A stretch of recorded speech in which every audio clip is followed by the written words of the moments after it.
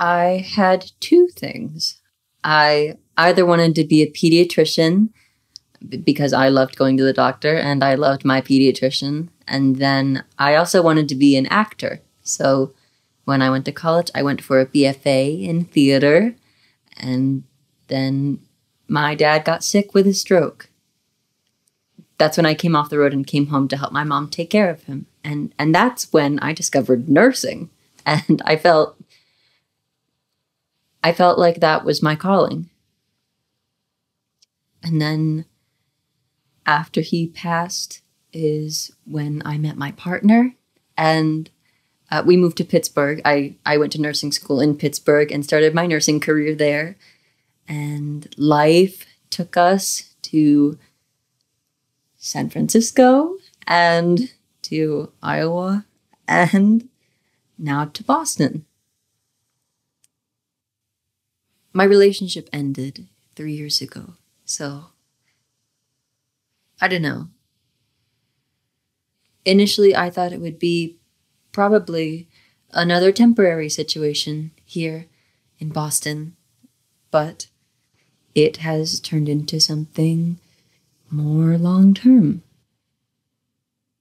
I'm considering it being permanent, but I do miss my family and my friends back in Tennessee. I mean, I don't think I want to be somewhere where I don't have family, you know?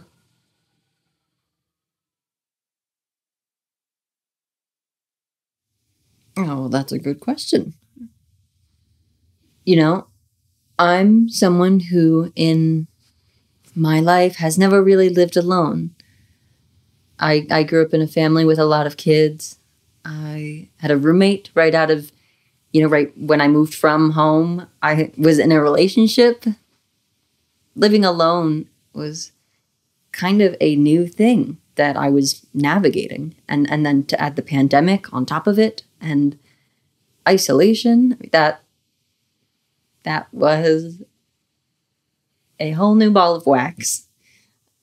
But on the other hand of that, I would go from being at home to being in the hospital, being in charge of several hundred nurses, being a mentor, a sounding board, a big brother, whatever they needed. So really, my roles have seen only two as I've gone through this, the one of which is being a nurse, and the other one is being a single, isolated man during a pandemic and trying to keep sane. Does that make sense? When we're taking care of patients, all they can see is us in hazmat suits with masks and goggles and gowns, and we would print out a picture of ourselves and hang it around our necks so they can see what we look like. But whenever I was helping out in the step-down unit, where your people are sick, but they're going to be okay, I would print out pictures of Britney or Christina Aguilera, and I would wear those. But I think my Barbra Streisand picture was my best one, though. Yeah. And, I don't know how this is going to affect my patient population, but any baby in my NICU from March until now has not seen a human face.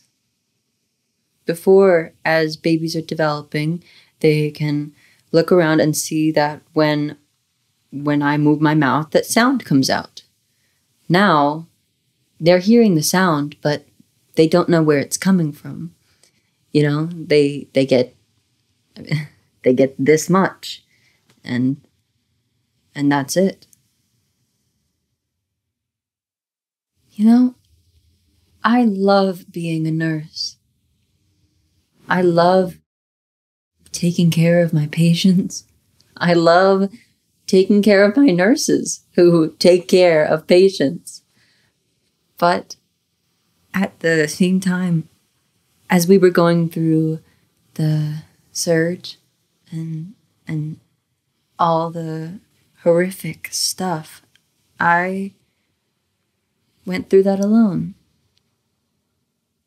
During that period of time, I didn't have anything to look forward to other than a, a Zoom party with, friends from Tennessee on Friday nights to watch RuPaul's Drag Race. And it kind of helped. Well, it did help. Yeah. Get through to the next Friday. I know other folks were, on lockdown at home, and they were doing things like cooking and learning new hobbies. And I never really got into that kind of thing. I don't think many healthcare people probably did. I've had a reflection, and I've talked with my colleagues about, like, if someone told you 20 years ago that, oh, by the way, in 2020, there's going to be this pandemic that no one's going to know how to treat, and people are going to die from it, and there's going to be a huge uproar about interventions to stop the spread. Like a fairy godmother came down and told you that. Would you still have gone down this pathway?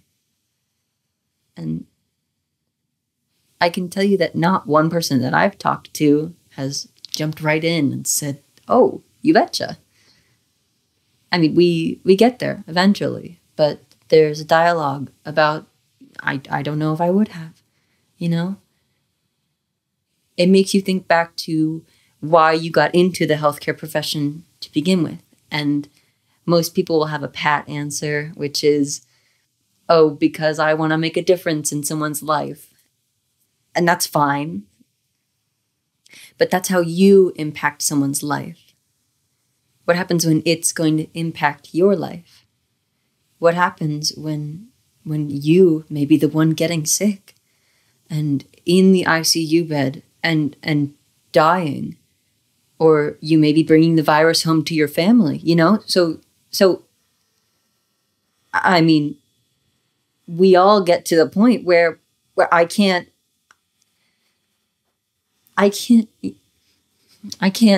help someone else say goodbye to their grandkids, via Skype.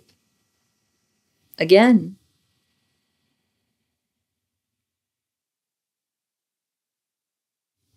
It's not a one-time decision.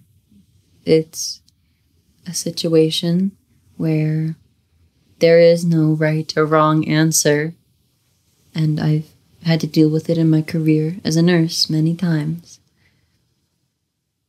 That is when you've done everything possible you can for a patient. Whether it be a premature baby, a baby with a cardiac condition that's not operable, a baby with a genetic syndrome that's not compatible with life. And then in the past few months, decisions about people who are older, who've been infected with this virus. 2 days ago, this guy is a firefighter. And now he is intubated on medications that are keeping him asleep and keeping him from moving so that we can ventilate his lungs. And just copious amounts of thick secretions are being pulled out of his lungs, and you're holding an iPad to his face. And, he's not home. He's out. But you're holding an iPad to his face so his teenage boys can tell their dad how much they love him. And tell him to get better. And then the next day you have a conversation about what is best for him moving forward.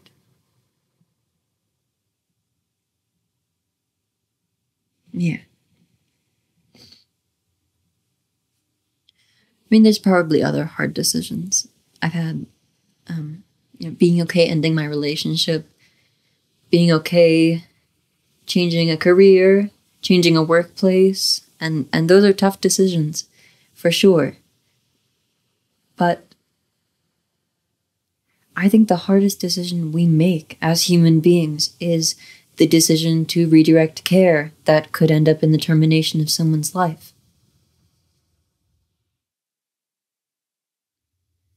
I would hope that we will have rediscovered our respect for science, while at the same time allowing people of faith to have their processes.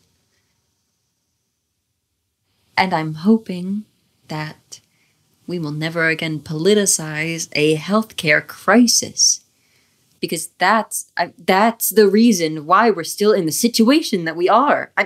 We have months, probably a year, before we'll be able to set foot in a theater again. And I'm sorry, but those things that bring me joy are my coping strategies as a nurse, and I don't have those.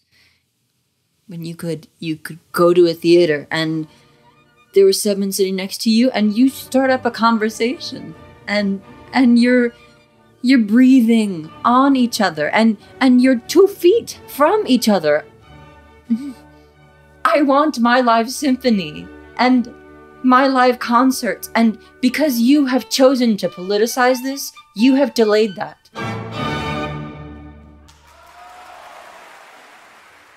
Nurses are very poor copers.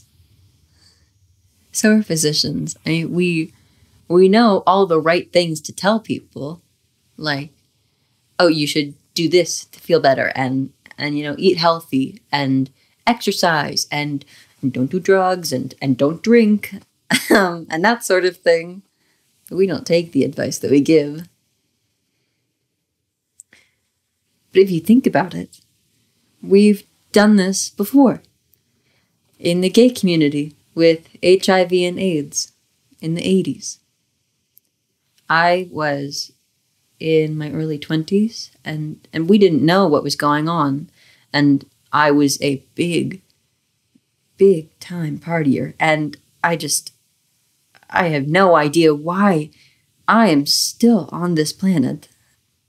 But once we knew what was happening and how to take care of each other, then we were able to take the things that we learned and create beautiful art to help heal through the traumatic time that we went through, where we were burying our good friends who were here 2 weeks ago, and now they're not. I think that's why some of us are very angry, is because we've done this before and got nowhere with our president. And that response was, well, that's not my problem. He's the same thing as this president. And it took another presidency for people to start saying, yes, this is real. We need to do something. I mean, that's one of the reasons why I'm doing this. I think things like this exercise will be essential.